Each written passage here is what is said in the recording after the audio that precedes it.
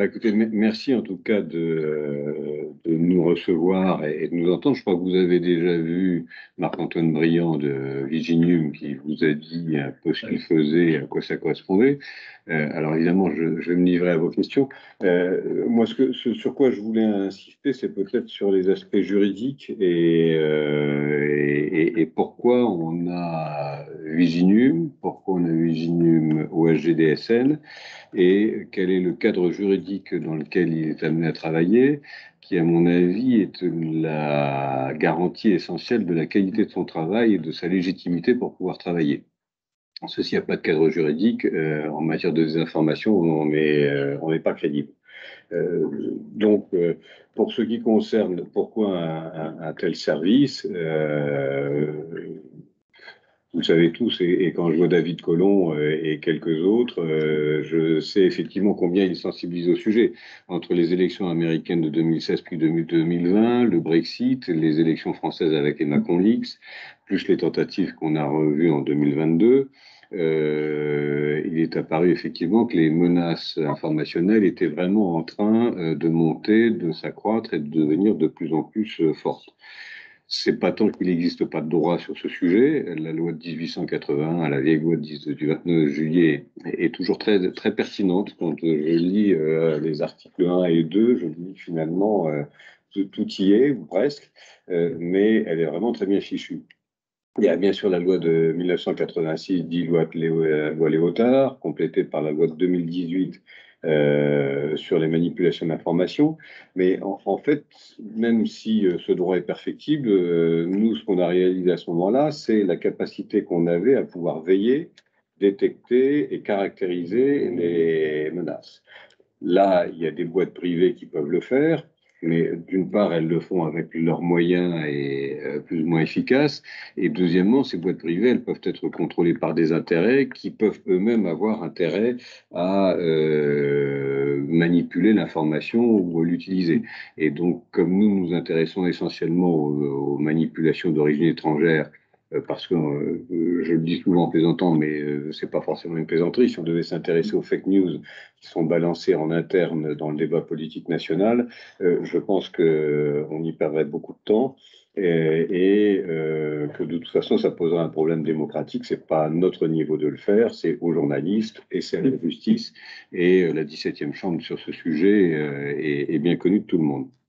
Donc nous, c'est vraiment une structure qui est destinée à regarder les ingérences numériques d'origine étrangère, c'est-à-dire celles qui sont menées par un État, une organisation quelconque, pour essayer de nuire à ce qu'on appelle aux intérêts fondamentaux de la nation. Et donc, c'est ça l'objectif pour nous. D'où la création d'une structure publique que le président de la République m'a demandé de mettre en place, sous le contrôle donc du Parlement, soumise à la loi française, aussi avec un cadre déontologique qui a été posé, et c'est pourquoi nous avons installé un comité éthique et scientifique, et puis avec des agents publics, ce qui nous est apparu aussi la meilleure solution, parce que les agents publics, et moi le premier, on doit des comptes au Parlement et à la justice. On n'est pas un service de renseignement, et j'insiste bien sur ce sujet à chaque fois parce que, certes, de temps en temps, les services de renseignement peuvent nous fournir des éléments ou des indices en disant attention, il y a ceci ou il y a cela. De temps en temps, ça nous est arrivé aussi de signaler aux services de renseignement qu'il y avait telle ou telle action qui avait pu être menée et qui était engagée par tel ou tel État. Mais nous ne sommes pas un service de renseignement et la preuve en est que nous ne travaillons absolument pas dans le secret. Tout ce que nous faisons, tout ce que nous éditons est retranscrit dans un rapport. Et à chaque fois que nous faisons des opérations, nous constatons des opérations, ça peut être RRN, ça a pu être l'opération BEF. Nous sommes en capacité de pouvoir expliquer comment nous avons travaillé, ce que nous avons trouvé, quels sites nous avons découvert et comment des fermes à trolls, des bots avaient pu être utilisés sur le sujet. Donc on n'est pas un service de renseignement, on tient à avoir une dimension scientifique parce que le phénomène de la manipulation de l'information pour être contré doit être disséqué, il doit être analysé, il doit être compris. Et donc je souhaite beaucoup que Viginium puisse de plus en plus développer ces qualités de travail académique avec nos partenaires, avec les enseignants, les chercheurs, les universités pour pouvoir évoluer. C'est aussi une structure qui doit pouvoir coopérer avec l'Union européenne, avec nos alliés. Le rapport du Parlement européen du 8 février 2022 est de ce point de vue-là très éloquent et il pose tous les principes d'une nécessaire coopération entre démocraties, donc entre États membres, pour lutter contre les ingérences numériques d'origine étrangère qui viseraient à saboter la démocratie européenne. Et dans la perspective des élections qu'on va avoir dans quelques jours, dans quelques semaines, pardon, on y travaille. C'est aussi une structure donc, qui travaille pour le juge des libertés, le juge de l'élection. Nous l'avons fait pendant les élections présidentielles, nous le referons d'ailleurs pendant les élections européennes. Les élections présidentielles, c'était sous le contrôle du Conseil constitutionnel, c'était sous le contrôle aussi de la Commission nationale de contrôle de la campagne en vue de l'élection présidentielle. Je connais maintenant la CNCEP, je connais l'acronyme par cœur, et bien sûr avec l'ARCOM. Et puis donc, encore une fois, on rend compte au Parlement dans ce domaine. Pourquoi est-ce que ça a été mis au SGDSN ? Ça aurait pu être mis dans un ministère quelconque. D'abord parce que le SGDSN est en charge de la protection de la sécurité nationale et des intérêts fondamentaux de la nation, c'est dans son décret de constitution. Deuxièmement, parce que nous sommes un organisme interministériel, donc nous savons faire travailler ensemble tous les ministères concernés. Nous sommes rattachés au Premier ministre et donc je rends compte directement à cette autorité de ce que l'on peut faire. Et puis, la lutte contre les manipulations de l'information, ça relève du ministère de la Culture, ça relève du ministère de l'Éducation, ça relève du ministère des Armées, de l'Intérieur, etc., etc. Donc, il vaut mieux que ce soit chez nous qui permettons de tout concentrer. Et puis enfin, nous sommes en charge de la lutte contre les menaces hybrides, et donc c'est celle qui vise à désorganiser un pays en restant sous le seuil de conflictualité, et de la même manière que l'ANSSI, l'Agence nationale de sécurité des systèmes informatiques, donc avec les cyberattaques, nous avait été rattachés. Viginum, qui est un peu le petit frère, et dont je souhaite d'ailleurs qu'il puisse fonctionner un peu sur le parallèle de l'ANSSI, joue ce rôle-là.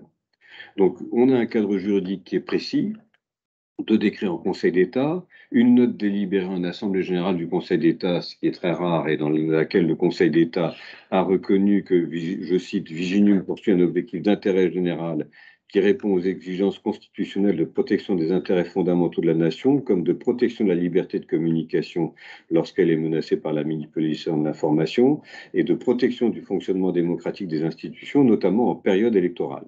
Et donc, nous avons, de ce point de vue-là, si je puis dire, reçu l'aval du Conseil d'État dans le cadre du texte que nous lui avions présenté, dans le cadre des auditions que nous avions eues, y compris avec la CNIL, des auditions que nous avons eues aussi au Conseil d'État, pour aboutir à ce raisonnement du Conseil d'État qui est la liberté de communication est respectée et protégée lorsqu'il s'agit de détecter les manipulations qui peuvent compromettre la libre circulation des idées et des informations, ainsi que le débat démocratique. C'est ce que nous essayons de faire. D'une certaine manière, nous sommes des pompiers et nous voulons des pompiers en ce domaine, pas des soldats, des pompiers, c'est-à-dire que nous protégeons, nous défendons, et évidemment, nous nous contentons donc de veiller, de détecter, de caractériser, et ensuite de laisser aux autorités le soin de saisir la justice, de travailler sous l'angle diplomatique ou autre. Voilà ce que je peux vous dire en ouverture. Et donc, tout ceci veut dire, en tout cas en termes d'action, que ce que nous retenons, c'est que à la fois, il faut un cadre juridique sur les réseaux sociaux, il en faudra sans doute un aussi sur l'intelligence artificielle, pour expliquer aux gens ce que c'est. De la même manière que nous, notre mode de travail, c'est de ne pas dire ça c'est la vérité, ça c'est un mensonge, c'est de dire cette information ou ce débat auquel vous participez, il est animé non pas par vos voisins ou par tel site ou par tel journal, mais par telle organisation politique étrangère ou par tel État étranger. Maintenant, si vous avez envie de croire ce que Poutine ou d'autres ou Aliyev, par exemple, en Azerbaïdjan, c'est en dernier, veut vous faire croire, c'est votre choix, mais au moins vous êtes informé de ce que cette information-là ne vient pas de votre voisin, mais vient d'un État étranger qui a besoin de vous faire passer ces éléments-là. Et donc, je pense que cette qualité d'information, y compris sur l'intelligence artificielle, pour pouvoir dire aux gens, vous pensez que vous êtes en train de discuter avec des personnes, mais en fait, ce sont des robots qui ont appris tel ou tel élément, qui ont intégré tel ou tel élément, qui vont donc les recracher sous telle ou telle formule sur la base de tel algorithme.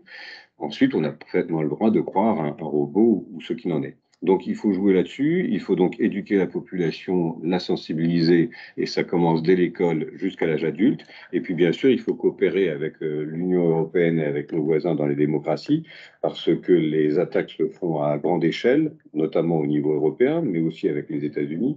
Et donc, il faut qu'on arrive à travailler avec eux pour pouvoir échanger, savoir ce qui se passe, savoir quels sont les modes d'action de nos adversaires, et pouvoir échanger sur la manière d'y faire face. Essayer de tenir en 10 minutes, je ne suis pas sûr. Mais... Merci beaucoup. J'ai une première question et ensuite je laisserai demander la parole à chacun.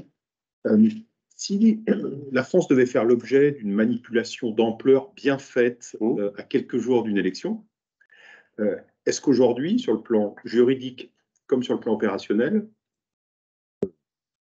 l'intégrité du scrutin pourra être assurée? Alors, vous avez la loi de 2018 qui confie à l'Arcom le pouvoir, à quelques jours d'un scrutin, dans le cadre d'une campagne électorale nationale, qui confie à l'Arcom le pouvoir de mettre en demeure un ou des réseaux sociaux qui diffuseraient des fake news, modèle Macron Leaks, d'arrêter tout de suite, et s'ils ne le font pas, de fermer le robinet. Ça, c'est le texte de loi qui existe.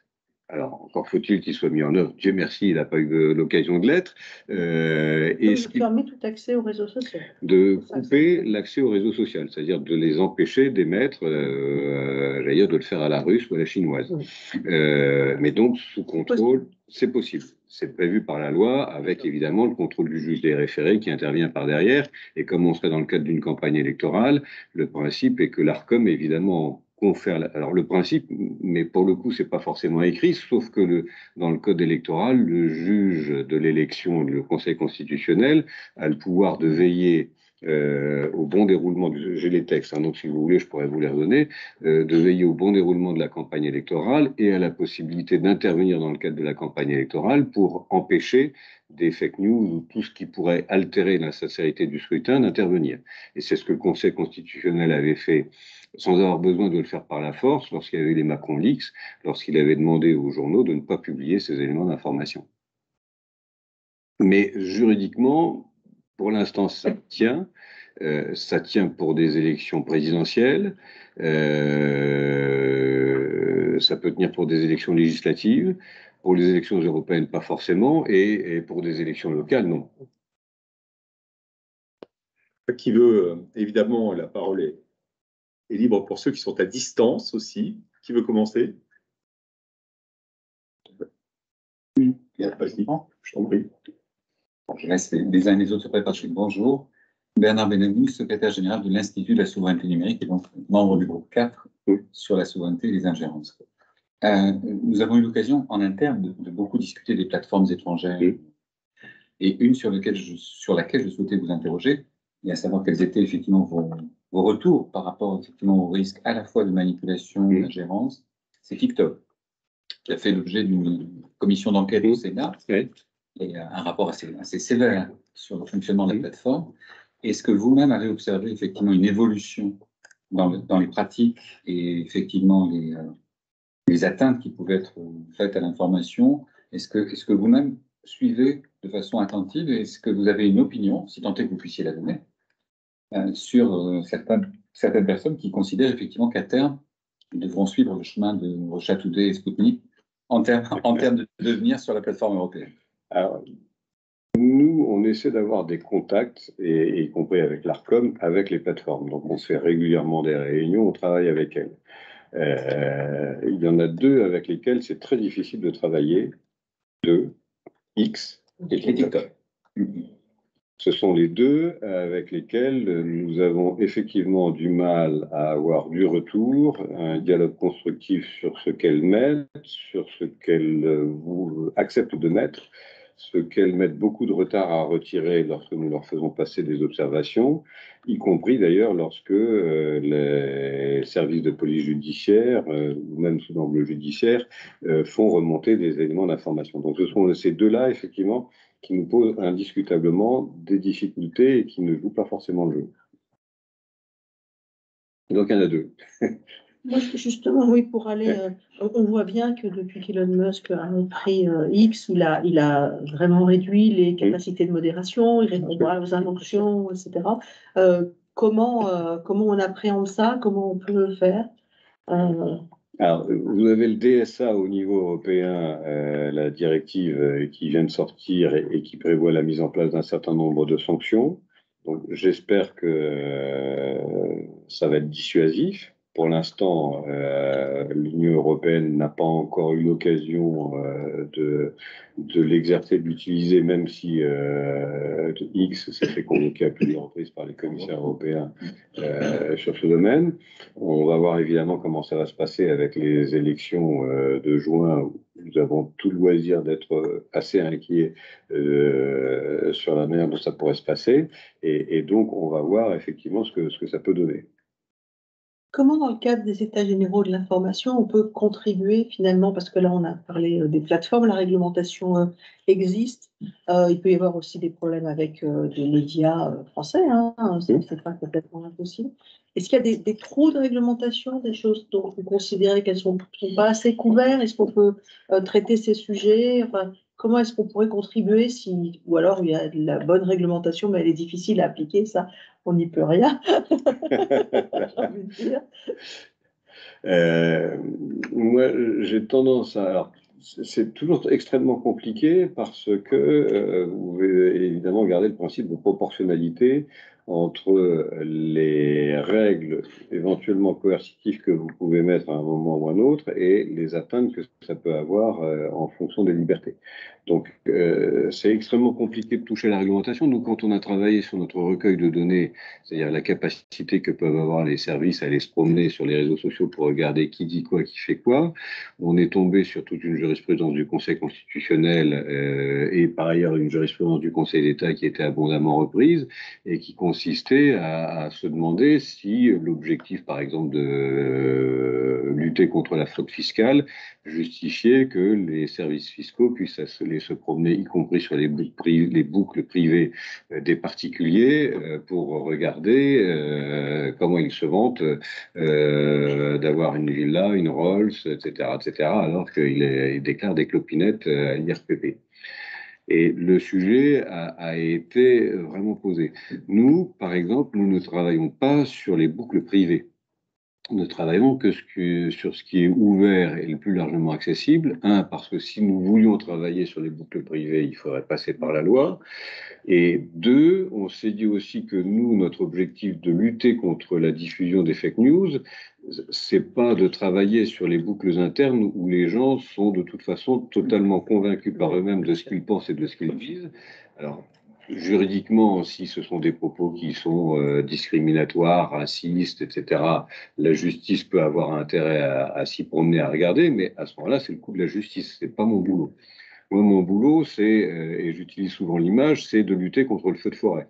C'est-à-dire de faire en sorte que l'incendiaire qui est en train de diffuser une fake news, on puisse le détecter et envoyer immédiatement le camion de pompiers qui va éteindre le feu avant que celui-ci ne devienne un brasier qui échappe à tout contrôle, y compris à des canadaires. Donc, pour moi,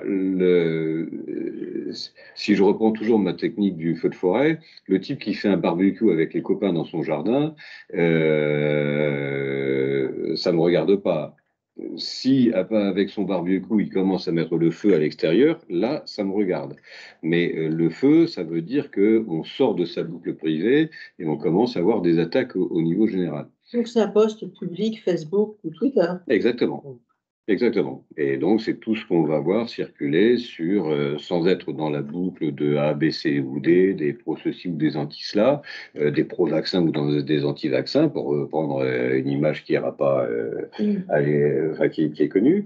Moi, je ne vais pas me promener sur les boucles internes aux anti-vaccins, puisque par définition, eux sont totalement convaincus que, en revanche, quand ils commencent à diffuser, et ça reste des trucs qui fonctionnent en interne. En revanche, si ça commence à diffuser des fake news pour essayer de convaincre d'autres personnes qu'eux ont raison et qu'il ne faut pas se vacciner, là, en effet, je deviens concerné et il faut que j'ai les moyens de pouvoir travailler sur ce sujet. Et la charnière est complexe Et à un moment ou un autre, si juridiquement ça doit bouger, il faudra qu'on se pose la question, pour garder mon image, de jusqu'à quand je m'occupe pas du barbecue, et jusqu'à quel moment le barbecue, il fout le feu à la forêt. Et à partir de quel moment le barbecue met le feu à la forêt. Et donc là, il y a le sujet de l'accès en fonction de certains thèmes ou en fonction de certains sujets à des boucles internes, sur lequel, à un moment ou l'autre, il faudra qu'on puisse travailler. Ça veut dire la loi, et ça veut dire la loi avec, comme dirait Larcher, la main tremblante, parce qu'il y a une notion de proportionnalité entre la liberté qu'ont les gens de pouvoir discuter entre eux, communiquer, échanger, et la menace que ça peut représenter pour l'ensemble de la société, qui va être extrêmement compliquée à traiter.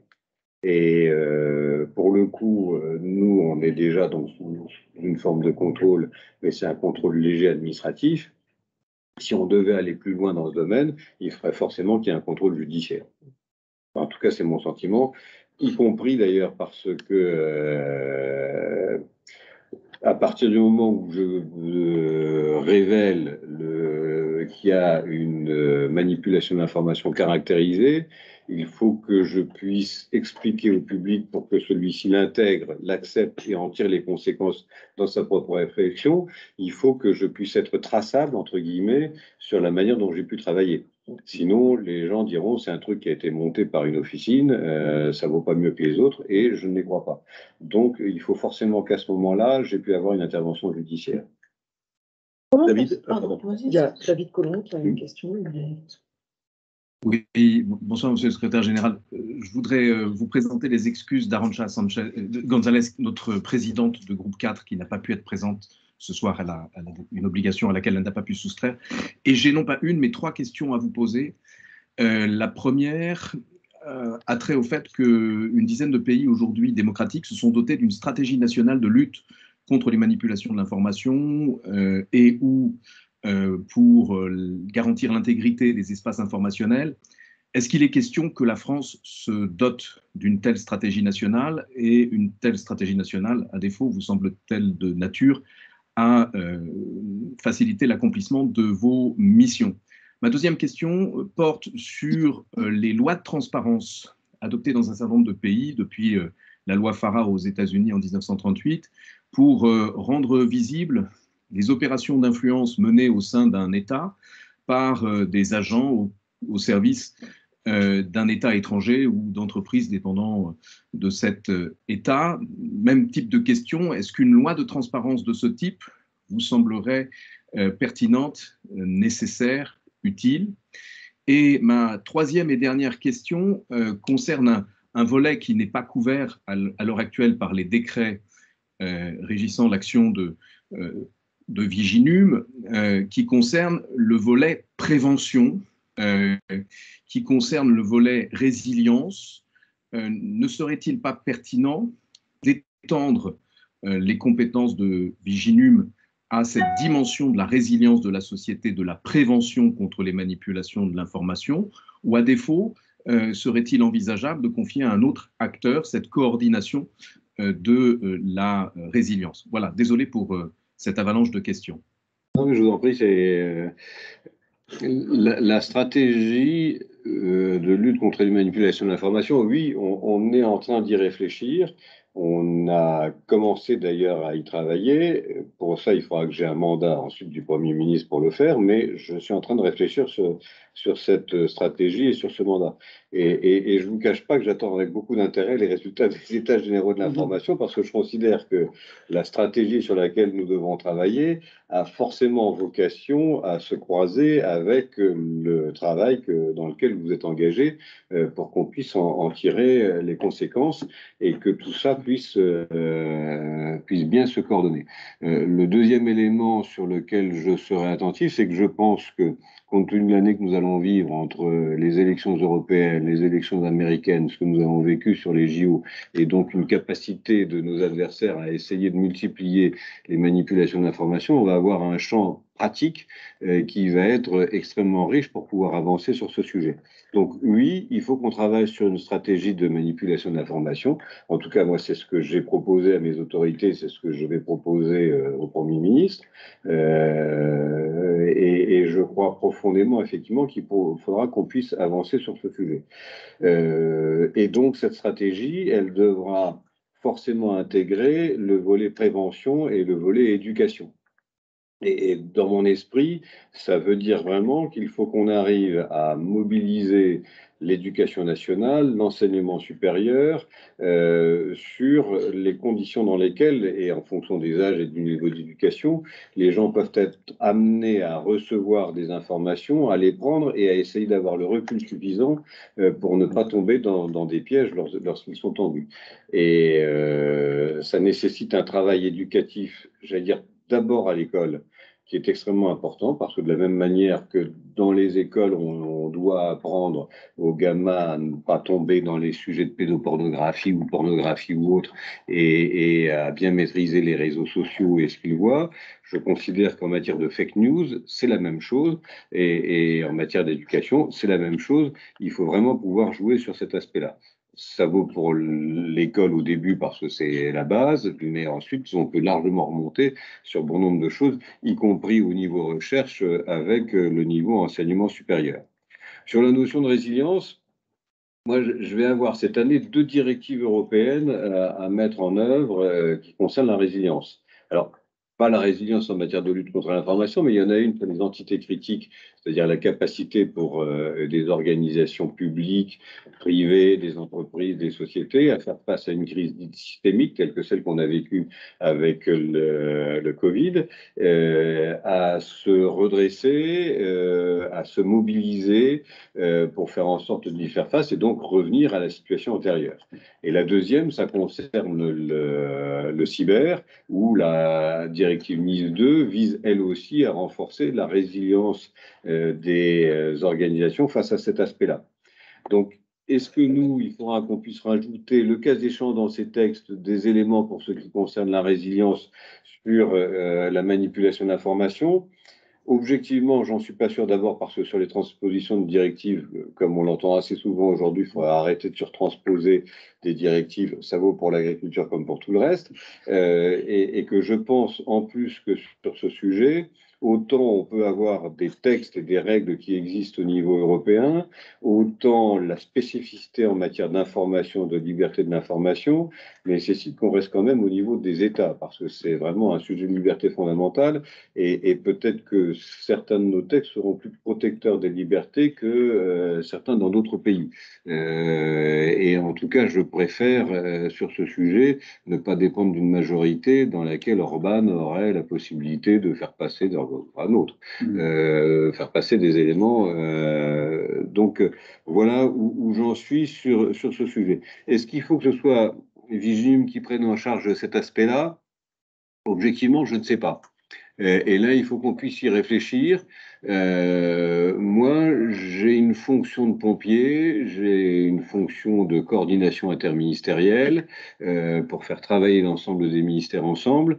Mais à partir du moment où il y a une notion qui va un peu plus loin, autant nous, on est prêt à apporter notre contribution et travailler notamment avec l'enseignement supérieur et la recherche et l'éducation.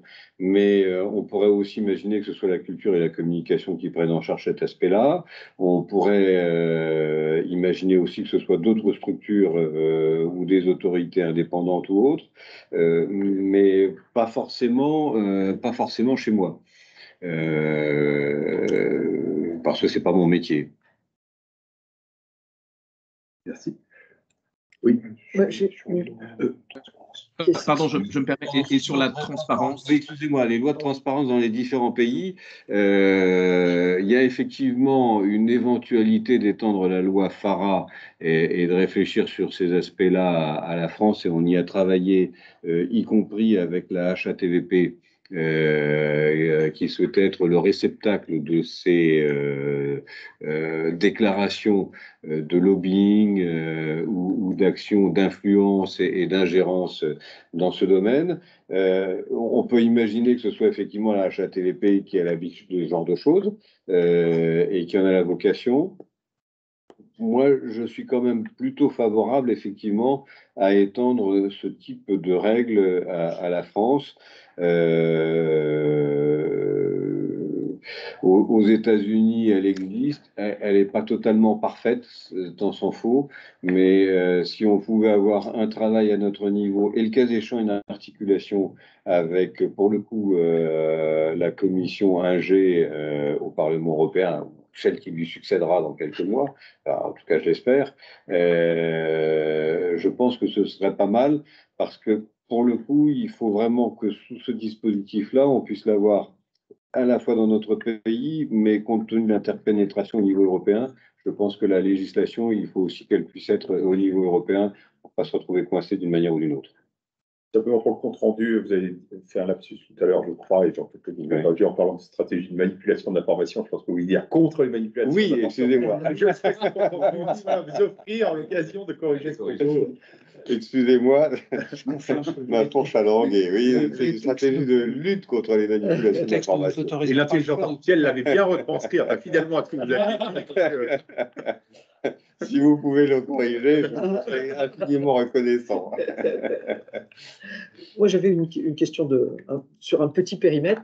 Vous parliez du barbecue. Il y a la question de savoir qui allume le barbecue.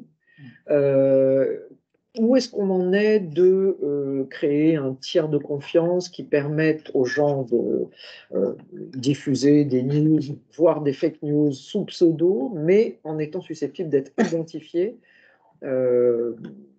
c'est-à-dire en permettant à une institution quelconque de faire le lien entre le pseudo et une personne réelle à qui on pourrait reprocher des comportements pénalement répréhensibles, par exemple. Pour l'instant, c'est assez faible comme capacité à pouvoir remonter sur ces différents éléments. Notamment au titre du RGPD et de l'ensemble des lois sur la liberté et la confidentialité qui peuvent exister sur ce sujet. Moi, en plus, au niveau national, personnellement, je ne vais pas m'y intéresser. Moi, ce qui m'intéresse, c'est de voir qui, à l'étranger, est en train d'organiser et de manipuler cet aspect-là. Donc, si je peux remonter, comme par exemple sur les attaques en islamophobie contre la France, à la Turquie et aux autorités turques au plus haut niveau, ça m'intéresse. Et là, effectivement, je peux le dire. Lorsque nous nous faisons attaquer par un officiel du parti en Azerbaïdjan, du parti du président Aliyev, qui est à la fois membre du parti et gouverneur d'une région, et qui balance des choses sur Internet hostiles à la France, là, moi, ça m'intéresse parce que ça me permet de pouvoir le remonter et le dire. Que ce soit ensuite M. Tartampion ou Mme Tartemuche qui soit en France, c'est plus compliqué pour moi parce que est-elle victime de désinformation? Est-elle acteur de cette désinformation? En tout cas, ça n'est pas moi, service administratif, qui doit avoir le droit de le vérifier. Je peux juste dire que c'est passé par tel type de réseau. Et lorsqu'on a eu les attaques contre Samuel Paty, on avait vu effectivement un site qui était spécifique, qui avait été créé pour l'occasion et qui a disparu peu de temps après, que personne ne connaissait avant, que nous avons découvert, et ensuite il appartenait le cas échéant au service de police ou au service de renseignement de savoir qui était derrière ce site. Nous, en tout cas, ce qui nous avait frappé, c'est que ce site qui n'existait pas auparavant avait commencé à arroser toutes les associations culturelles et cultuelles musulmanes à partir des informations qui lui avaient été fournies, et ça remontait ensuite à la source dont je vous ai parlé. Donc ça nous intéressait. Sous cette arriver à identifier les personnes à remonter, à mon avis, c'est le juge. Et ça ne peut être que le juge, parce que là, on est vraiment sur le droit qu'ont les personnes à raconter, si je puis dire, n'importe quoi sur les réseaux sociaux.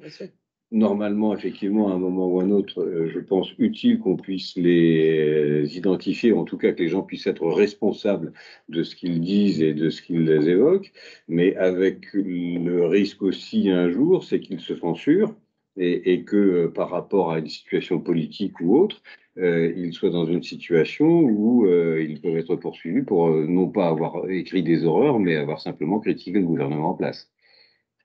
Donc c'est dangereux. Oui, j'aurais une autre question concernant l'actualité.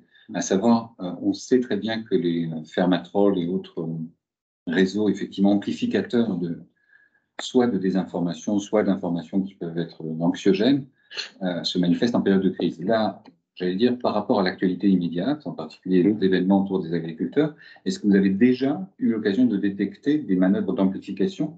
Et si oui, ce que j'imagine, d'où viennent-elles? On a détecté des manœuvres d'amplification, mais pas de déformation. Non, juste d'amplification. Juste d'amplification. Effectivement, les hashtags en faveur des agriculteurs ont été repris et utilisés par des hashtags en provenance de Russie. Aussi. Et Chine, est-ce que vous avez déjà un début d'activité chinoise dans ces domaines? Dans ce domaine-là, non. De D'une manière générale, la Chine, elle a plutôt tendance à faire sa promotion. Et donc pas forcément à nous taper dessus. Mais bien, nous sommes beaux. Mais nous sommes meilleurs. Mais ça va essentiellement être de la promotion, alors que les sites d'origine russe, ceux-là sont beaucoup plus offensifs. Vous parliez tout à l'heure de l'éventualité d'une... Ah, pardon, Stéphanie, je t'en prie. Non, mais comme ça, je vais... Merci. Merci beaucoup. Bonsoir, Monsieur le Secrétaire Général. Dans le groupe 4, on a commencé à réfléchir à des recommandations opérationnelles et lorsque nous avons auditionné Marc-Antoine Briand, nous avons compris que Viginum réfléchissait, en tout cas, il y avait une idée sur la table de mettre en place une véritable académie de lutte contre la désinformation. Donc un lieu qui serait un lieu de transmission, d'action de formation, de sensibilisation. Est-ce que c'est une idée qui prospère? Si oui, est-ce qu'on peut contribuer aux réflexions et éventuellement accompagner ce projet? Et si ça ne prospère pas, quel serait le bon portage en fait pour mettre en place ce maillon un peu manquant, un peu à l'instar de ce qui existe à l'ANSSI avec le CFSSI, qui est reconnu pour sa compétence. La même chose pour les luttes contre la désinformation. Donc, Où en êtes-vous de cette réflexion et comme ça a été dit précédemment, en quoi est-ce qu'on pourrait contribuer aujourd'hui à cette réflexion? Alors, lorsque on a créé le Viginum, j'ai tenu à ce qu'on mette à ses côtés, enfin à mes côtés, à vrai dire, un comité éthique et scientifique, avec donc présidé par un conseiller d'État, avec un magistrat de l'ordre judiciaire, 2 journalistes désignés évidemment par vous les connaissez, désignés par les organes de presse et évidemment pas par l'État, un diplomate parce qu'il avait l'habitude de ça et un chercheur parce que je considérais qu'il fallait à la fois sur Viginum faire de l'éthique et donc s'assurer que Viginum travaillait dans le cadre des textes qui lui étaient dus et ne débordait pas. Et puis deuxièmement, parce que je considère effectivement qu'il fallait vraiment développer le côté académique et la recherche, l'analyse et le développement scientifique. Pour l'instant, Viginum, il y a 45, mettons 50 personnes, et à l'arrivée, ce sera 62 personnes. Qui pour l'instant font du travail de veille, de détection et de caractérisation. Et il faut qu'ils acquièrent la légitimité et la crédibilité dans le cadre de ce travail. il s'y efforce, je crois qu'il commence à l'obtenir, et je souhaite qu'il puisse continuer à progresser dans ce domaine. J'ai aussi fixé à Marc-Antoine Briand le soin de développer le travail académique. Il y a eu le fameux séminaire qu'on avait fait au mois de juin, et je pense qu'il faudra qu'on en refasse un autre pour voir comment tout ceci peut se passer. Mais ça, c'est la stratégie de lutte contre les manipulations d'informations, et donc c'est la stratégie que nous souhaitons mettre en œuvre et sur laquelle nous souhaiterons travailler. Est-ce qu'il peut y avoir un centre de formation qui est annexe de Viginum? Bon, l'ANSSI aujourd'hui, c'est 600 personnes et c'est 40 personnes de plus par an avec toute une série de directions, dont une direction de la stratégie qui réfléchit à ce que ça peut être pour moi. Je reconnais pour l'instant que dans le cadre de magasin des pompiers, j'ai surtout des gens sur le camion avec le tuyau d'eau, mais j'ai pas beaucoup encore le service de prévention. J'ai pas le service stratégique et je n'ai pas le service de formation qui peut exister et former les jeunes pompiers par derrière. Il va falloir qu'on y vienne, mais pour l'instant, j'y suis pas encore. Et ça fait partie, je pense, des objectifs qu'il faudra qu'on puisse avoir sur ce sujet. Et je considère aussi que je n'arriverai à vendre ces objectifs à mes autorités pour avoir les moyens, les crédits, les locaux, etc., qu'à partir du moment où j'aurai démontré déjà que je sais faire mon premier métier, enfin le métier de base, c'est pas le premier, mais c'est le métier de base, qui est de veiller, détecter et caractériser tout cela. Et à partir du moment où on peut caractériser une attaque en manipulation d'information, on commence à réfléchir. Ça veut dire que ce travail-là, il faut qu'on puisse passer des accords avec des laboratoires, avec des chercheurs pour les faire travailler dessus, tester notre réflexion, échanger et avancer. Et donc, le travail académique, avant d'avoir une académie, ce qui peut être l'objectif à l'arrivée, comme il existe une académie du renseignement, ça peut être l'objectif à l'arrivée.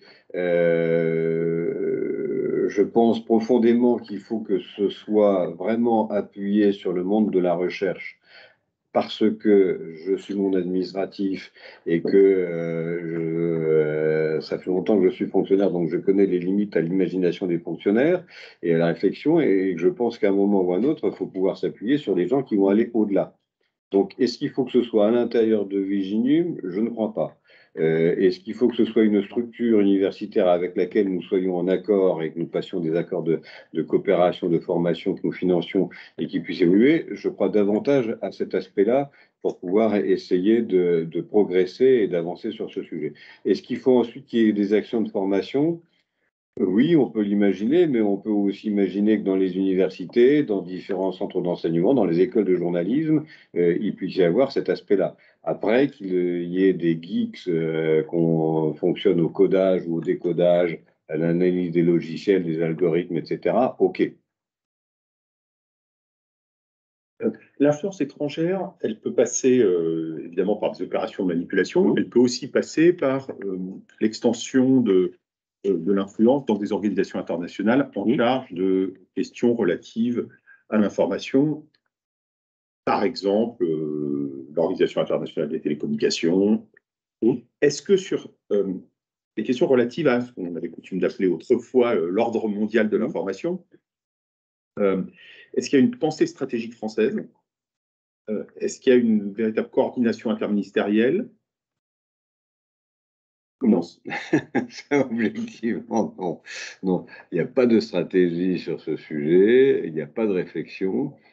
Quand on voit alors, le sujet des normes et du contrôle international, si je puis dire, par un État ou par un groupe d'États sur les normes, on y est très attentif avec les DSN, mais c'est plus que la direction AIST qui est en train d'y travailler sur les normes.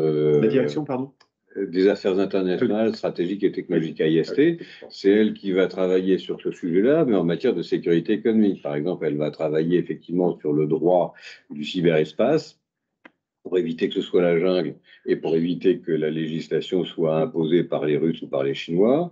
Elle va travailler sur les sujets fonds marins, puisque là aussi, il n'y a pas de législation pour ceux qui concernent les câbles, les pipelines, etc. Et donc, c'est le Far West, et donc, il faut sans doute avoir un peu de droit sur ce domaine, et si possible, essayer de ne pas tomber sous le droit mis par d'autres pays ou par d'autres systèmes économiques. Donc, sous ces angles-là, et même chose pour ce qui concerne le droit sur les satellites dans l'espace. Voilà. Donc, nous, on travaille beaucoup sur ces aspects-là. En matière de circulation de l'information, je dois reconnaître que non, on n'a pas de normes sur le sujet. Et vu l'évolution du monde, je serais assez inquiet d'ailleurs sur qui pourrait faire passer des normes ou des règles sur ce sujet. Et là, pour le coup, je me demande s'il en faut. Ou en tout cas, comment arriver à se protéger, à faire en sorte que nos normes et nos règles, au moins, restent un îlot de démocratie dans un monde où, quand la Chine ou l'Iran décident de fermer Internet, ou un État, quand il y a un coup d'État qui se fait, décide de couper Internet le temps que le nouveau pouvoir ait pris la main, ça, c'est du classique, c'est pas bien.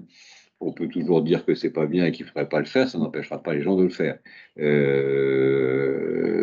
Donc, pour l'instant, on n'y est pas. En tout cas, clairement, on n'y est pas. Et que faudrait-il faire pour y être? Quelles pourraient être les premières étapes? Je pense que les premières étapes, c'est au niveau européen. On est 450 millions. Et je pourrais même rajouter sur ce sujet les Anglais qui, même s'ils sont sortis, ont intérêt à passer des accords avec nous sur ce sujet, de façon à quand même être un bon demi-milliard d'habitants et avec une puissance économique, intellectuelle qui est assez forte, pour commencer à poser des questions et à faire, j'allais presque dire, du droit extraterritorial comme les Américains nous le font sous d'autres trucs. Et comme nous le faisons d'ailleurs avec le RGPD, où par exemple nous avons empêché Alibaba de contrôler un certain nombre de systèmes informatiques lors des Jeux Olympiques parce que nous considérions qu'ils n'étaient pas indépendants des autorités politiques et policières chinoises, et donc il y avait un risque pour nous. Donc, je pense que si on est capable de jouer sur le dispositif RGPD, on l'a aussi été en matière environnementale. Donc, au niveau européen, on est donc capable, à un moment ou à un autre, de faire passer des règles et des lois parce que nous sommes 450 et dommage qu'on ne soit pas 520. Mais c'est comme ça. Et là, je pense qu'on peut être capable de dire à des réseaux sociaux, si vous voulez travailler en Europe, il va falloir que vous respectiez telles règles, donc que vous accentuez votre modération et que vous puissiez mieux fonctionner, et que nous puissions dire à d'autres, si vous continuez à travailler comme ça, on va faire ce que le gouvernement de votre pays d'origine vous impose, et on va couper. Vous avez d'autres questions? Je lève la tête vers... Oui, l'écran est en haut. Je lève la tête vers l'extérieur. Oui. Il y a une question. Bonsoir, monsieur le secrétaire général. Jérôme Morin, je suis aussi membre du groupe sur la lutte contre les ingérences étrangères. Je rebondis sur votre dernier propos. Est-ce à dire que le DSA ne va pas suffisamment loin sur la modération de ces contenus? Vous pouvez en espérer peut-être des évolutions dans les prochains mois. Quel est votre regard à date avant de vraiment voir les effets? À date, je trouve déjà que c'est un grand progrès et compte tenu du lobbying que certains ont fait pour empêcher qu'il soit adopté, on peut être raisonnablement optimiste sur son efficacité. Après, je pense qu'il faudra qu'on le mette en œuvre, recommencer à toucher à cette législation avant qu'elle ait pu être appliquée. Et avant qu'elle ait pu trouver sa maturité, je trouverais ça dommage, complexe. Et puis, si vous me permettez deux doigts de politique, j'aimerais surtout savoir quelle sera la prochaine majorité au Parlement européen avant de commencer à rouvrir le sujet et à remettre le sujet sur la table. Donc, faisons vivre ce DSA, faisons en sorte que la Commission en applique les règles et, le cas échéant, les sanctionne, et puis on verra après s'il faut toucher. Mais par principe, j'aurais tendance à penser que les lois en matière de protection de l'information, faut pas trop les toucher. Pas trop souvent. Vous sentez nos médias locaux correctement protégés contre des désinformations qui viennent de l'étranger? Je veux dire, on les voit très souvent commenter des choses sur les réseaux sociaux sans forcément vérifier avant. Il y a des sources évidentes, mais est-ce que vous les sentez assez solides et assez protégés, ou est-ce que vous pensez qu'il y a un risque? Parce qu'une fois que c'est repris par nos médias locaux, c'est quelque part, le virus est dans le système, c'est oui, fini. C'est fini, je suis d'accord. Et donc, comment vous sentez cette porosité-là dans une période risquée? Je pense que les rédactions font maintenant des efforts pour ne pas se trouver coincées, parce que certains, et je pense à BFM, se sont fait avoir, entre guillemets. Donc ça a été une bonne leçon pour tous, pour réfléchir sur ce qui peut être fait et ce que ça peut donner. Moi, je crois que ces médias sont fragiles. Parce que lutter contre la désinformation, faire du fact-checking, Tout en étant le plus rapide à sortir l'info.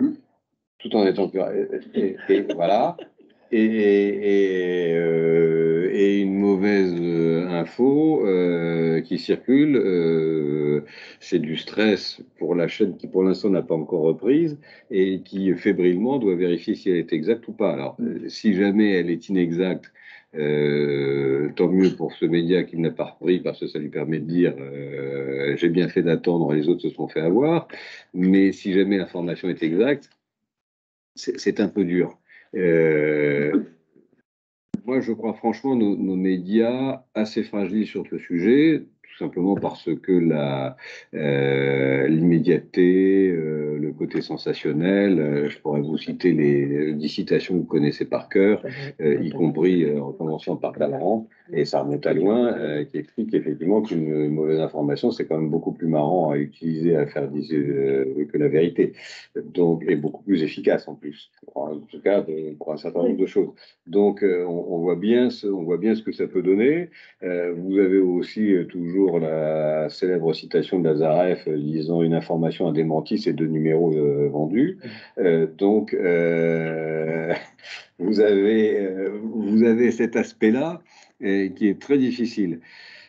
Compte tenu de ce que vous voyez par ailleurs, c'est-à-dire la solidité financière des médias, moi je crois profondément effectivement qu'ils sont très fragiles par rapport à cet aspect-là et qu'ils ont besoin d'être soutenus, y compris sans doute sur le plan financier, dans leur capacité à lutter contre la désinformation, à financer des trucs de des cellules de fact-checking, et à faire de la recherche profondément sur ce genre de choses. Parce que pour aller vite, il faut qu'ils aient de bonnes équipes, et donc bien payées, et des équipes nombreuses pour pouvoir chercher et travailler bien. Et compte tenu de l'état financier des médias, c'est pas forcément évident. Et si vous rajoutez là-dessus l'intelligence artificielle qui va encore faire beaucoup d'économies à ceux qui ont envie de faire de la mauvaise information, alors ça peut aussi aider les bons informateurs à vérifier et justement à constater que c'est de l'intelligence artificielle qui a compris. Mais là encore, il faudra de l'argent pour pouvoir le faire. Qu'est-ce qu'on pourrait proposer comme mesure qui serait efficace? Après tout, il y a beaucoup d'aides à la presse ou aux médias en général. Est-ce qu'il faudrait qu'on propose des choses du type financement de cellules de fact-checking pour l'ensemble des médias, dans l'agence AFP ou ailleurs? Qu'est-ce qui, selon vous, pourrait être protecteur des médias, une espèce de c'est pas de faire le service public de l'information, hein, entendons-nous bien, mais on est bien d'accord. Ce n'est pas l'idée. Hein. Mais mais de se dire comment est-ce qu'on peut aider les médias à ne pas tomber dans ces pièges-là? Enfin, voilà, est-ce qu'il y a des mesures qu'on peut proposer? C'est notre job à nous, c'est de proposer des mesures. Moi, j'ai tendance à penser qu'effectivement, un soutien au fact-checking,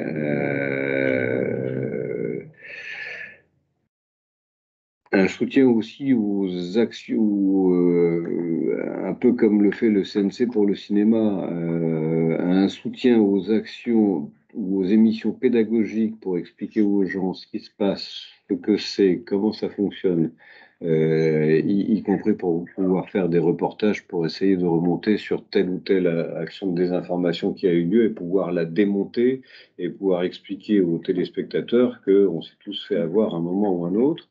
Ça, on peut avoir le soutien des médias publics pour faire ça. Ça, on peut avoir le soutien des médias publics Et après les autres. Mais les autres vont suivre. Mais si on pouvait aider sur ce sujet-là, de la même manière, après tout, que le CNC, encore une fois, finance le cinéma et la création artistique dans ce domaine, est-ce qu'on ne pourrait pas imaginer que pour cette capacité de reportage, d'action en recherche, d'action éducative, d'émissions pédagogiques ou autres, sachant que effectivement ça coûte cher et ça rapporte pas énormément de pubs à l'audimat, mais si on arrive à le faire passer de temps en temps à faire remonter, c'est quand même pas, et même si on a peu d'audimat, quelques dizaines de milliers de spectateurs qui ont commencé à réfléchir au sujet, c'est quand même déjà pas mal parce qu'ils peuvent en parler à leurs proches, etc. Moi, je serais assez partisan qu'on puisse avoir un dispositif d'aide et de soutien là-dessus. Donc, il y a la pédagogie, en fait, la formation, finalement. Oui. Et puis, il y a l'autre chose, c'est aider le fact-checking. Et ça, vous voyez plutôt média par média, c'est quand même hyper compliqué. Il y a un bon vecteur pour vous. Est-ce que l'AFP est un bon vecteur? Est-ce que c'est un truc indépendant? Alors, l'AFP est à l'évidence un bon vecteur et ils font déjà un boulot fantastique sur ce sujet. Et je pense que l'État actionnaire aurait intérêt à soutenir effectivement l'AFP dans ce domaine. Je n'en disconviens pas. Mais vers certains autres médias, y compris des médias privés, et comme ils fonctionnent au plus du bénéfice et de la rentabilité ou pas, leur faire valoir qu'au-delà du risque réputationnel qu'ils ont à relayer des fake news et à ce que quelqu'un les leur montre sous le nez en disant telle chaîne finalement a raconté des daubes et a trompé tout le monde, si on pouvait aussi avoir la capacité à les pousser à ce que ce ne soit pas seulement un truc de l'AFP ou de la puissance publique, si je puis dire, mais qu'eux-mêmes se prennent en charge et essayer de changer pour certains le raisonnement qui consiste à dire que peu importe si on raconte des conneries, le tout c'est que ça rapporte de l'argent. Mais en sanctionnant, en renforçant les pouvoirs de l'ARCOM pour sanctionner, par exemple? Alors ça, on pourrait. Oui, mais je pense qu'il y a le bâton et la carotte. Oui, parce que parfois, bâton, oui. La carotte suffit pas dans la mesure où ça rapporte tellement d'audience que on est souvent à la limite de la fake news. Mais on laisse sous-entendre, on laisse... Oui, bah oui, c'est toute la subtilité, toute l'ambiguïté. Après, l'ARCOM est une autorité indépendante.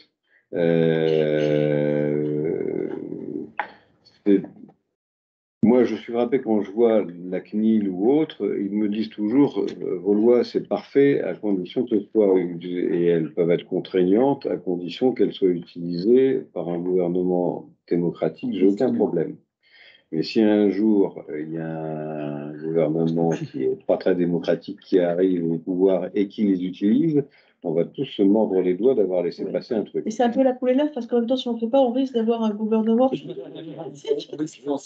suis d'accord avec vous. Et je réponds en plus un deuxième élément qui est que le jour où ce gouvernement démocratique arrivera, il ne perdra pas de temps pour changer les lois et mettre les siennes en œuvre qui seront pires. Et il ne nous demandera pas notre avis. Et il nous demandera pas notre avis.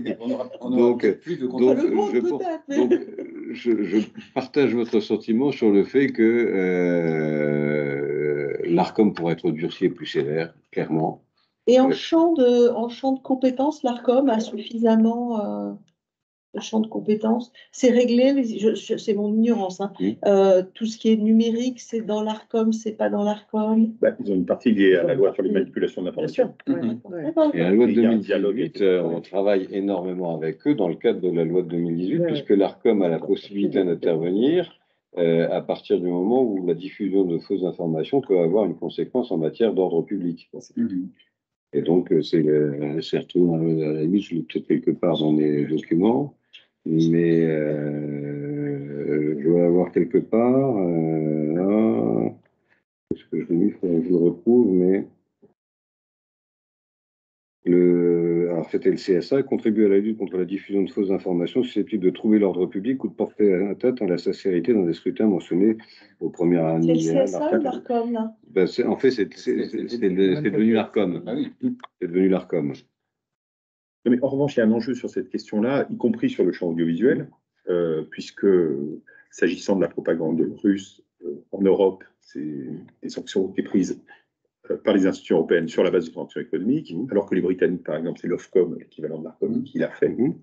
Et donc le fait qu'en Europe, ce soit finalement des organes politiques qui prennent ce genre de décision, ça a suscité des réactions assez fortes dans l'ensemble du monde sur le thème « vous me donnez des leçons, mais vous-même, dans une situation d'urgence, vous laissez des organes politiques prendre ce type de décision ». Et donc, alors, il peut y avoir une discussion sur qu'est-ce que l'ARCOM est en mesure de faire à droit constant. Et puis, faut-il effectivement, enfin, c'est exactement le sens de la question que tu posais, c'est-à-dire est-ce qu'il faut aussi modifier le droit pour que l'ARCOM puisse être en mesure de faire plus sur l'ensemble des canaux vis-à-vis des organes de propagande étrangers, notamment. Alors, je vous rappelle simplement, c'était la loi du 22 décembre 2018, article 6, qui est devenu l'article 33-1, alinéa 1 de la loi Léotard. Donc, ce que je vous ai dit tout à l'heure, c'est pendant les 3 mois précédant le premier mois du jour du mois de l'élection du président de la République, des députés, des sénateurs, des députés européens, des référendums et jusqu'à la date du tour de scrutin, l'ARCOM, donc, s'il constate que le service ayant fait l'objet d'une convention conclue avec une personne contre elle, etc., diffuse de façon délibérée de fausses informations naturelles à altérer la sincérité du scrutin, peut ordonner, pour prévenir ou faire cesser ce trouble, ordonner la suspension de la diffusion de ce service par tout procédé de communication électronique jusqu'à la fin des opérations de vote. Quand même pas mal. Avant, évidemment, il notifie les faits, les griefs aux personnes mises en cause. Elles ont 48 heures à compter de la notification. Donc, il y a une mise en demeure en quelque sorte. Et puis, la décision est évidemment motivée. Merci. Donc, en droit, ça existe et, si je puis dire, ça vaut pour tout le monde. De la même manière qu'on a suspendu rue Châteaudet, on aurait pu le faire en droit français. On l'a fait au niveau européen, parce qu'effectivement, c'était quand même plus simple de le faire au niveau européen, parce que sinon, rue Châteaudet, étant à partir de Bruxelles ou de Berlin, aurait pu continuer à nous assommer. Donc, en fait, finalement, il pourrait y avoir plus de mesures ou plus de capacités pour l'ARCOM à agir. Salut, Christophe. Et de la même façon qu'on a des aides à la presse pour la distribution physique, il pourrait être très utile de les aider à faire du fact-checking, en vérité. Oui. Si on transpose les oui. problématiques d'aujourd'hui, ce qu'on ne fait pas du tout. Et je pense qu'inciter ces médias à faire du fact-checking et le cas échéant à pouvoir en parler, poser les trucs. Ce sont les stagiaires de Christophe. Hein, donc, oui. Après le départ de Christophe, ils s'en vont avec Christophe. Non, mais c'est intéressant de voir ce qui vous semblerait utile, je trouve. Oui, bien sûr. Vous avez évoqué tout à l'heure brièvement l'intelligence artificielle. On a connaissance, puisque ça a commencé à être analysé, de, non pas Fermatrol, mais de robots qui utiliseraient l'intelligence artificielle pour créer effectivement des campagnes de désinformation, etc. En avez-vous déjà observé? Est-ce que vous voyez, est-ce que vous développez un savoir-faire pour les détecter? Est-ce que c'est compliqué? Et quelles pourraient être les contre-mesures, pour employer un terme militaire, par rapport à ça? Alors, pour l'instant, ce qu'on a vu, j'allais dire, c'est un peu comme tout le monde. C'est les deepfakes qui peuvent circuler et qui ont fait l'objet de tests à un moment ou à un autre, y compris pour faire faire au président de la République un discours un peu original.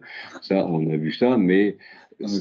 Je parlais d'organisation, d'action sur les réseaux sociaux, c'est-à-dire non pas message par message, mais de coordination. Je vous donne un nom qui a été utilisé, qui est un robot assez simple qui s'appelle CounterCloud, où il y a eu toute une série d'articles. On a vu une expérimentation qui ne coûtait rien, c'est-à-dire $400 par mois, donc rien, et qui permettait effectivement d'irriguer des millions de comptes avec des nouvelles entièrement générées en texte. On ne parle pas d'image, dans ce cas, on ne parle pas de fake news, enfin de deepfake images. Et l'ensemble donc était autonome, c'est-à-dire qu'il répondait aux gens, il diffusait des nouvelles, il amplifiait les nouvelles. Enfin, en gros, c'est une fermatrole sans humain. Une fermatrole sans humain. Donc c'est vrai que ça, vu que ça s'est, entre guillemets, démocratisé massivement, je pense que vous y serez forcément... On y sera confronté forcément à un moment ou à un autre. Pour l'instant, on ne l'a pas encore été. D'accord. Pour l'instant, on ne l'a pas encore été, mais on le saura, c'est clair. On a vu, c'est pas de l'info, mais ce serait la même chose si c'était de l'info. On voit bien quand il y a eu ces deepfakes de Taylor Swift là, qui a été mise nue sur que X n'a pas réagi de manière extrêmement molle, donc ça nuit quand même considérablement à la réputation, je crois qu'on dirait ça. Ça aurait pu être une énorme fake news, c'était pareil. Oui, Et donc, derrière se pose quand même la question de la sanction. Ces gens-là ne bougent que quand la sanction porte au porte-monnaie. Et là, on a eu la CNIL juste avant vous. Très franchement, c'est quand ils ont commencé à avoir des pénalités, des amendes très importantes que vraiment les gens bougeaient. C'est pas quand on était à 300 000 euros. Mais quand on est en centaines de millions, voire en milliards, ça commence à bouger. Et donc, c'est le pourcentage du chiffre d'affaires. Voilà. Et donc, est-ce qu'il faut encore renforcer, parce qu'il y a bien un moment où il faudra contraindre ces plateformes à assurer leur modération. Moi, je crois qu'il faut le renforcer clairement. Elles ne peuvent pas dire d'un côté qu'elles peuvent prendre la publicité et donc monitorer la publicité en fonction de votre profil, de votre machin, etc., et ne pas pouvoir, gérer la modération. Qu'est-ce qu'on peut renforcer par rapport à ça? Là, par exemple, moi, je m'attendrais à une amende exemplaire de X. Mais le problème du droit à ce stade, mais je parle sous contrôle de David Collomb qui sait ça mieux que moi, mais c'est tout le principe de ces plateformes qui explique qu'elles ne sont que des vecteurs et qu'elles ne sont pas responsables. Elles ne sont qu'hébergeurs, néanmoins, là, en l'occurrence, elles ont un devoir de modération. Et en plus, on a de la chance, ça contrevient à leur règlement intérieur, parce qu'ils ont aussi ça. Or, le règlement intérieur est d'interdire la nudité quand la nudité n'est pas validée. Et donc, là, il y a quand même là, je trouve qu'il y a un nœud très important, y compris sur les fake news.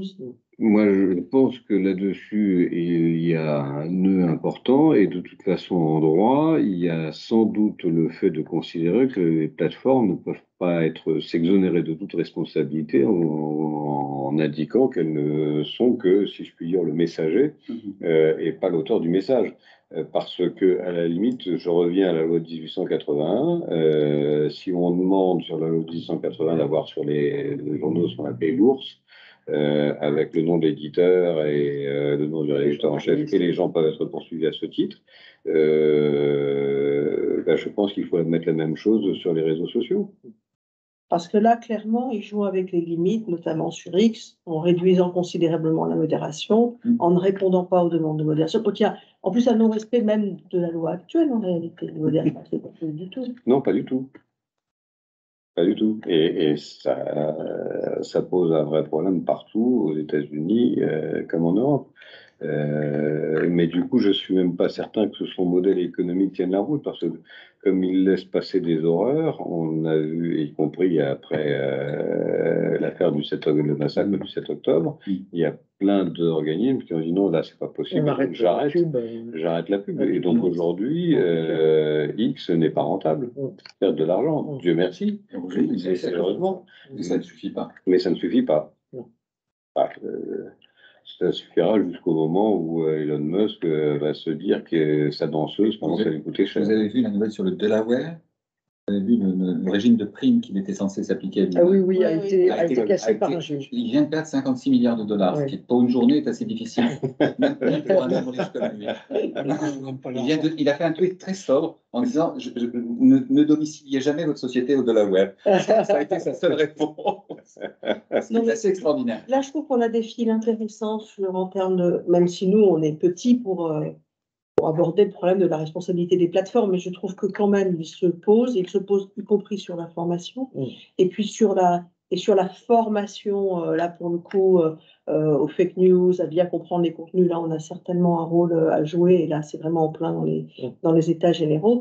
Et on critique toujours, c'est vrai que les aides à la presse, elles sont un très ancien modèle, c'est-à-dire qu'elles font perdurer le papier, et parce que sans papier, il n'y a pas de modèle économique de la presse non plus, en réalité. Mais quand même, on pourrait proposer quelque chose qui soit plus nécessaire aujourd'hui au cœur, c'est-à-dire à l'information, c'est accompagner les médias en général sur la lutte. La seule difficulté étant que les fake news, le fact-checking, ne désarme pas tant que ça les gens qui croient aux fake news, en fait, parce qu'ils ont tendance à croire que bon, voilà, c'est point de vue contre point de vue.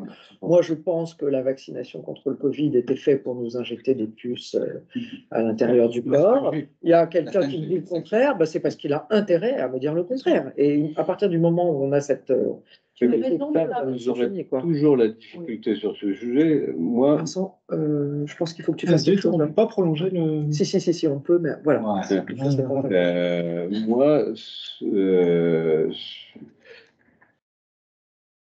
j'ai perdu mon idée, excusez-moi. Excusez-moi. Mais sinon, tout s'éteint.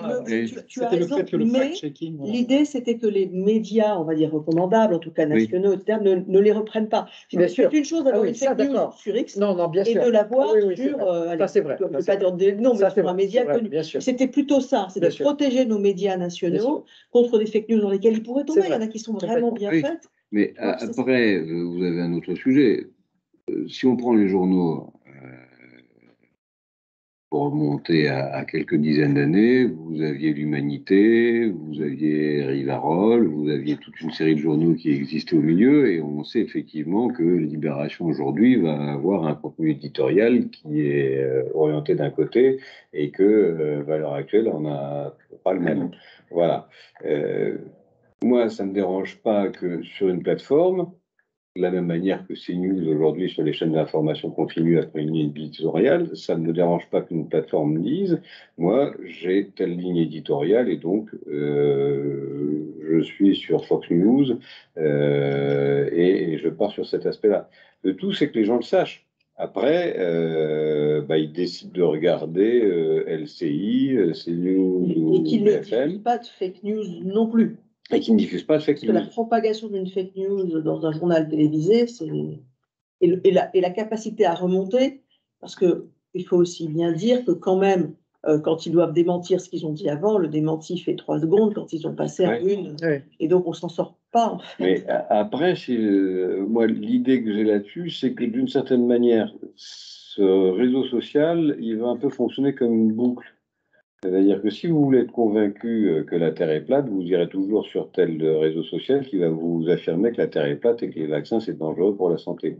Si vraiment et donc tous les complotistes du monde iront toujours sur ce truc-là en pensant à ce sujet, de la même manière que les gens qui étaient communistes lisaient l'Humanité auparavant, enfin ils lisent toujours d'ailleurs pour ceux qui restent, et donc connaissent et suivent le contenu éditorial qui peut exister. Moi, ce qui m'inquiète, c'est les gens qui vont chercher, j'allais dire sincèrement, et j'allais presque dire naïvement, de l'information. Comment est-ce qu'on peut aider ces gens-là à trouver et à s'orienter sur tel ou tel truc? Moi, alors, on est éduqué, donc on écoute les différentes chaînes de radio, on lit différents journaux et voilà. Mais si à un moment quelqu'un a besoin de savoir quelque chose, il faut quand même qu'il sache que s'il veut l'avoir et s'il va écouter telle chaîne ou s'il va sur tel réseau social, ce sera plutôt le modèle Fox News et Trump, et que donc s'il veut avoir une vision un peu plus équilibrée, il vaut mieux qu'il aille sur un réseau social qui est un peu moins marqué.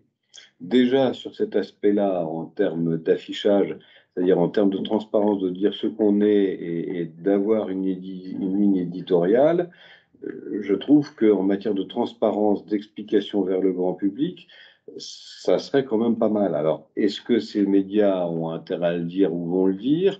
Est-ce qu'on peut essayer de trouver quelque chose qui permette de dire, bah oui, mais on sait effectivement qu'ils sont spécialisés sur ce genre de trucs ou pas?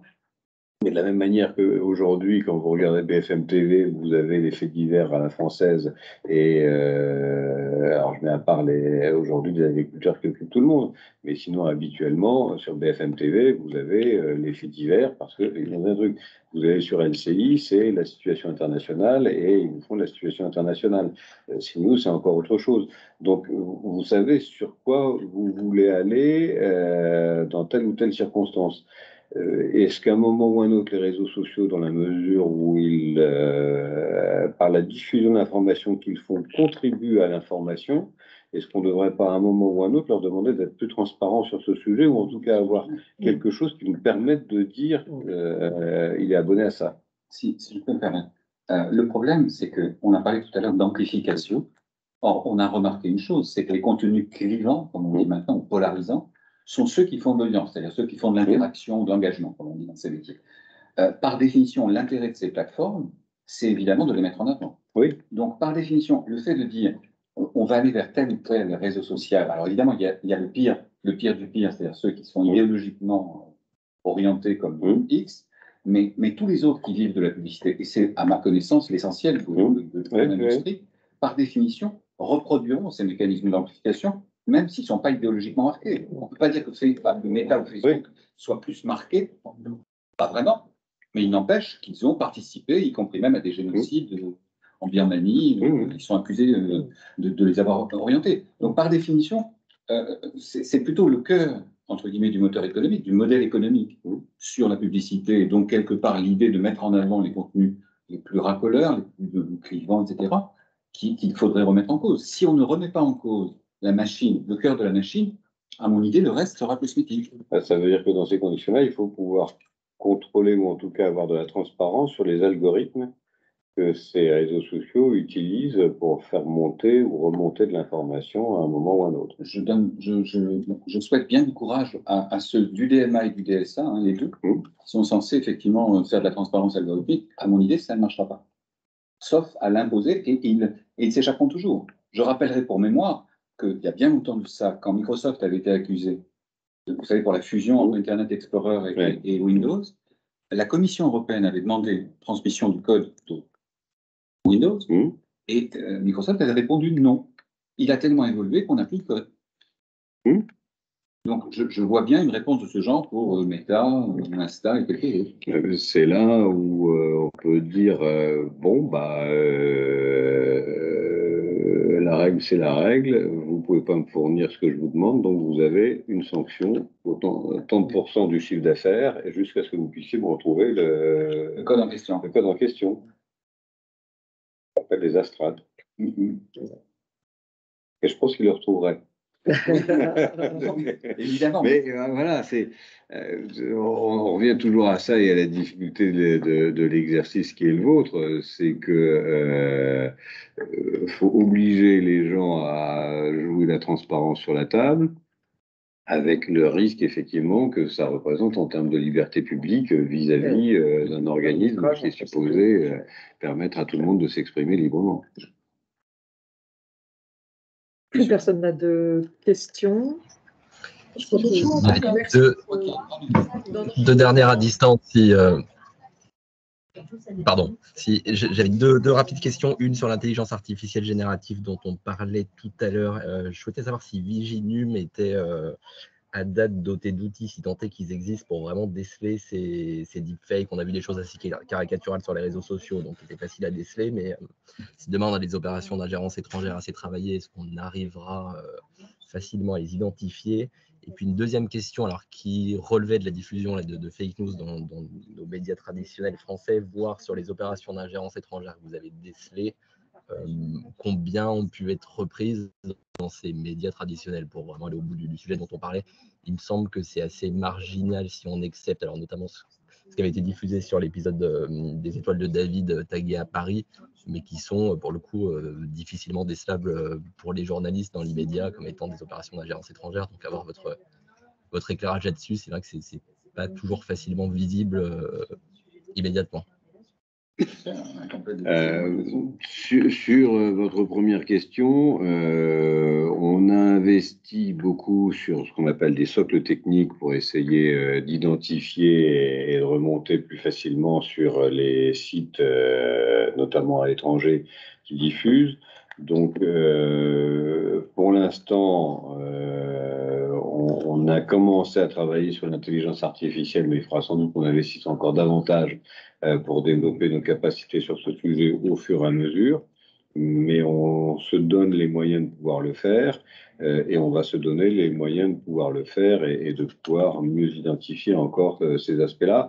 On a certains éléments qui nous permettent quand même d'ores et déjà de le vérifier, alors c'est à petite échelle, hein, C'est-à-dire qu'on a plein de bots qui reprennent tel ou tel élément, ou lorsque l'on voit des éléments qui figuraient sur un site qui sont repris avec du typo squatting ou d'autres expressions que je ne connais pas, ou j'ai plus en tête, mais qui permettent quand même de dire ça a été utilisé sur tel site, on l'a revu sur tel autre site, on l'a revu dans tel état, dans tel truc, et donc tout ceci a abouti à une forme de convergence. D'une certaine manière, on a une forme d'utilisation de l'intelligence artificielle. Enfin, en tout cas, ça nous servira pour l'intelligence artificielle, et on essaie véritablement d'avancer sur ce point-là. Sur le deuxième point, c'est vrai que c'est frustrant parce que autant l'histoire des étoiles de David, on a eu du succès. Sur les histoires de RRN, on a quand même eu du succès aussi, y compris en prévenant les médias concernés, dont le Washington Post ou les États étrangers, qu'ils avaient fait l'objet de typo squatting et que ils avaient un double qui était en train de raconter des fake news. Donc ça a pu marcher.